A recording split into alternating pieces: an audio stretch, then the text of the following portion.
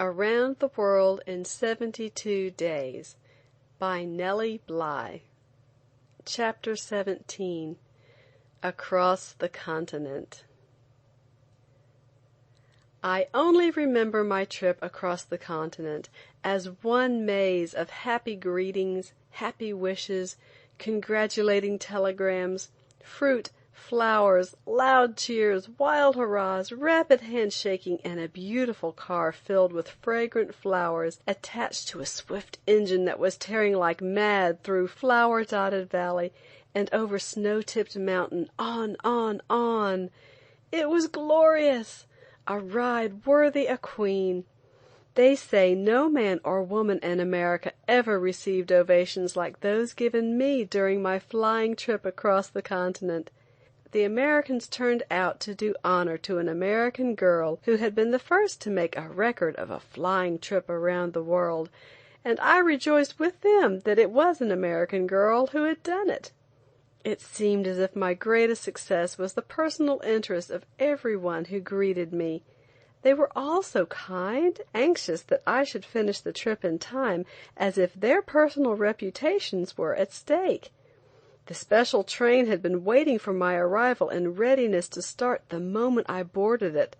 The deputy collector of the port of San Francisco, the inspector of customs, the quarantine officer, and the superintendent of the O&O steamer sat up all the night preceding my arrival so that there should be no delay in my transfer from the Oceanic to the special train.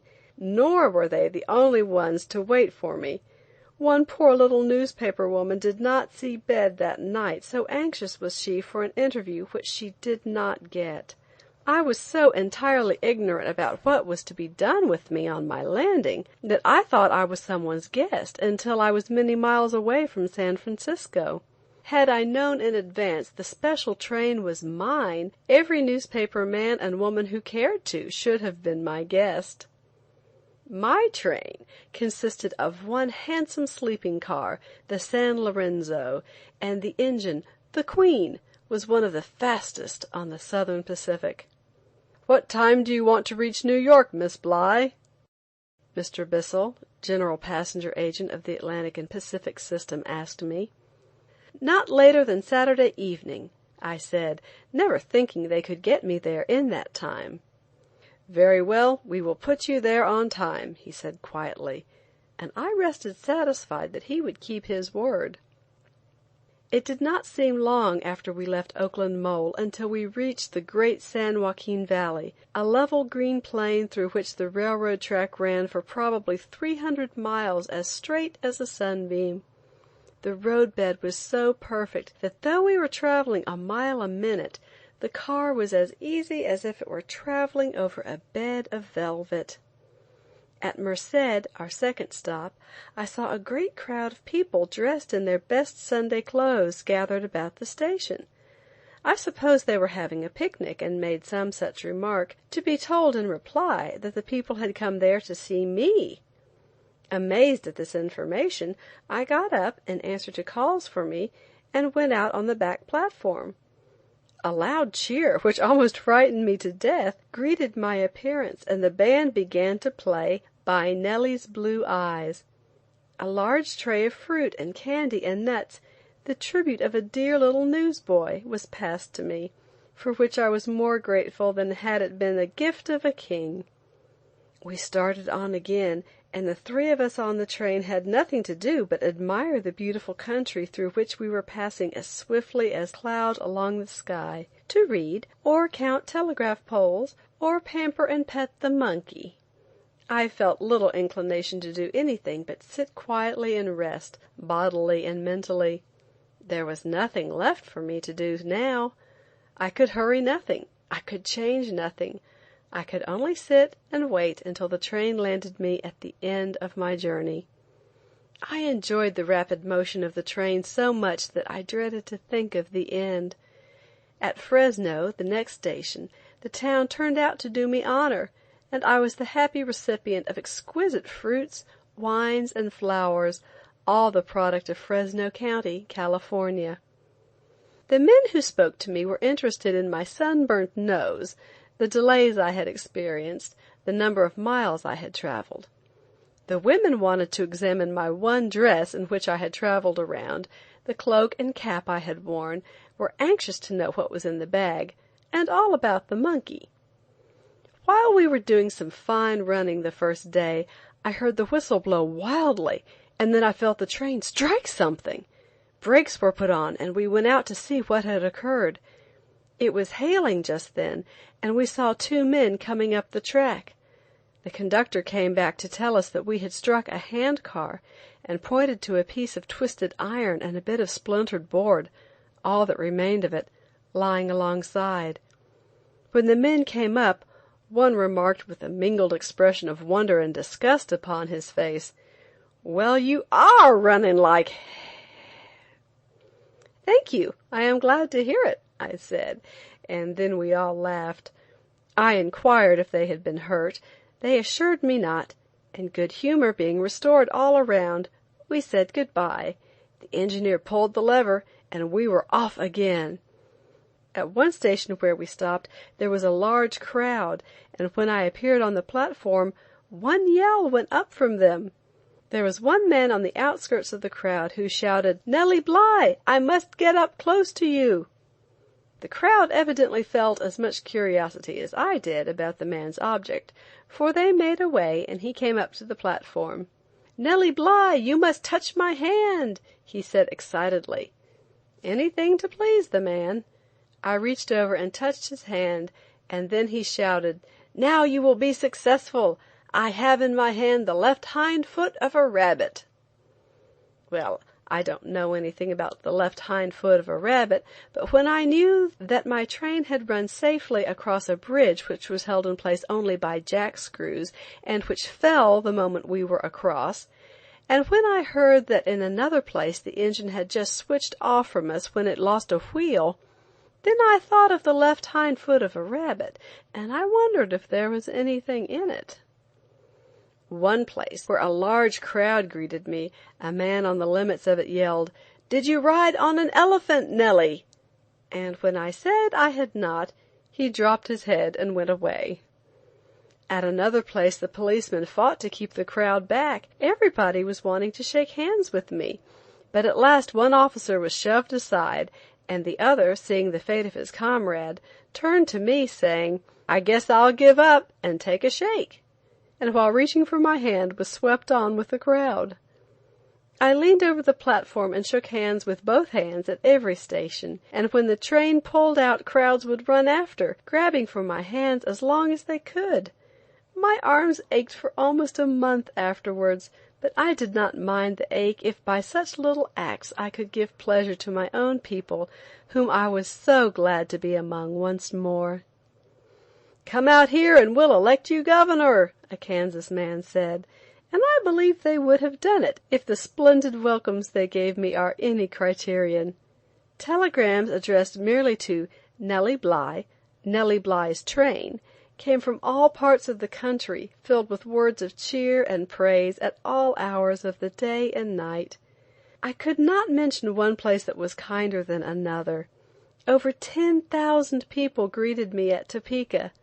The mayor of Dodge City presented me, in behalf of the citizens, with resolutions of praise. I was very anxious to go to Kansas City, but we only went to the station outside of the limits in order to save 30 minutes. At Hutchinson a large crowd and the Ringgold Cornet Band greeted me, and at another place the man assured me that the band had been brought down, but they forgot to play. They merely shouted like the rest, forgetting in the excitement all about their music. I was up until 4 o'clock, talking first with a little newspaper girl from Kearney, Nebraska, who had traveled 600 miles to meet and interview me, and later dictating an account of my trip to a stenographer, who was seasick from the motion of the train. I had probably slept 2 hours when the porter came to me, saying we would soon be in Chicago. I dressed myself leisurely and drank the last drop of coffee there was left on our train, for we had been liberally entertaining everybody who cared to travel any distance with us. I was surprised, on opening the door of my stateroom, to see the car quite filled with good-looking men. They were newspaper men, Members of the Chicago Press Club, I found a moment later, who had come out to Joliet to meet me and to escort me to their city. Mr. Cornelius Gardiner, the vice president of the club, in absence of the president, took charge of our little party. Before we were in I had answered all their questions, and we joked about my sunburnt nose and discussed the merits of my one dress, the cleverness of the monkey, and I was feeling happy and at home and wishing I could stay all day in Chicago. Carriages were waiting to take us to the rooms of the Press Club. I went there in a coupe with Vice President Gardiner, who said, in a published narration of my visit afterwards, that he was strongly tempted to steal me, which clever idea so amused me that had the case been reversed, I know I should have acted on it, much to the confusion of a waiting public in New York. In the beautiful rooms of the Press Club I met the president, Stanley Waterloo, and a number of clever newspaper men. I had not been expected in Chicago until noon, and the club had arranged an informal reception for me, and when they were notified of my speedy trip and consequently earlier arrival, it was too late to notify the members. After a most delightfully informal reception, I was escorted to Kinsley's, where the club had a breakfast prepared. And then I learned that, owing to some misunderstanding, none of the men had anything to eat since the night before. After breakfast, the members of the Press Club, acting as my escort, took me to visit the Chicago Board of Trade. When we went in, the pandemonium which seems to reign during business hours was at its height.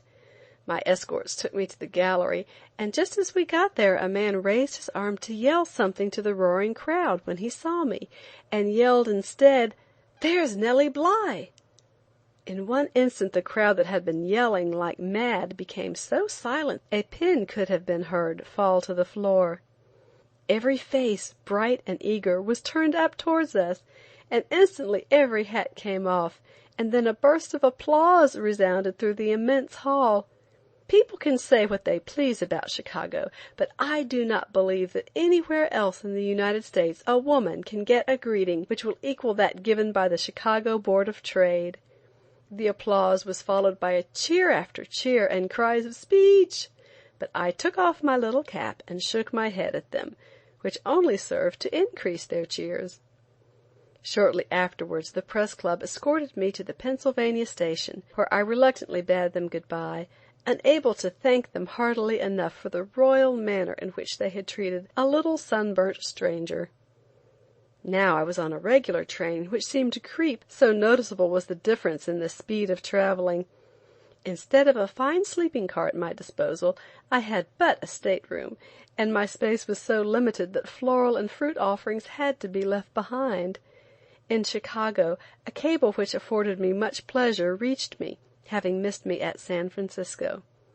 Mr. Verne wishes the following message to be handed to Nellie Bly the moment she touches American soil. Monsieur and Madame Jules Verne address their sincere felicitations to Miss Nellie Bly at the moment when that intrepid young lady sets foot on the soil of America. The train was rather poorly appointed, and it was necessary for us to get off for our meals. When we stopped at Logansport for dinner, I, being the last in the car, was the last to get off. When I reached the platform, a young man, whom I never saw before or since, sprang upon the other platform, and waving his hat shouted, "Hurrah for Nellie Bly!" The crowd clapped hands and cheered, and after making way for me to pass to the dining room, pressed forward and cheered again, crowding to the windows at last to watch me eat. When I sat down, several dishes were put before me bearing the inscription, "Success, Nellie Bly." It was after dark when we reached Columbus, where the depot was packed with men and women waiting for me. A delegation of railroad men waited upon me and presented me with beautiful flowers and candy, as did a number of private people. I did not go to bed until after we had passed Pittsburgh, and only got up in the morning in time to greet the thousands of good people who welcomed me at Harrisburg, where the Harrisburg Wheelmen's Club sent a floral offering in remembrance of my being a wheelman. A number of Philadelphia newspaper men joined me there, and at Lancaster I received an enthusiastic reception. Almost before I knew it I was at Philadelphia, and all too soon to please me, for my trip was so pleasant, and I dreaded the finish of it. A number of newspaper men and a few friends joined me at Philadelphia to escort me to New York. Speech making was the order from Philadelphia on to Jersey City.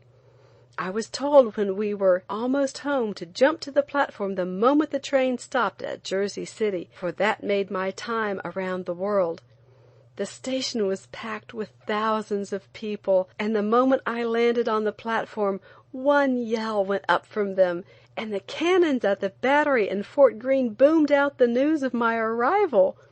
I took off my cap and wanted to yell with the crowd, not because I had gone around the world in 72 days, but because I was home again. End of chapter 17.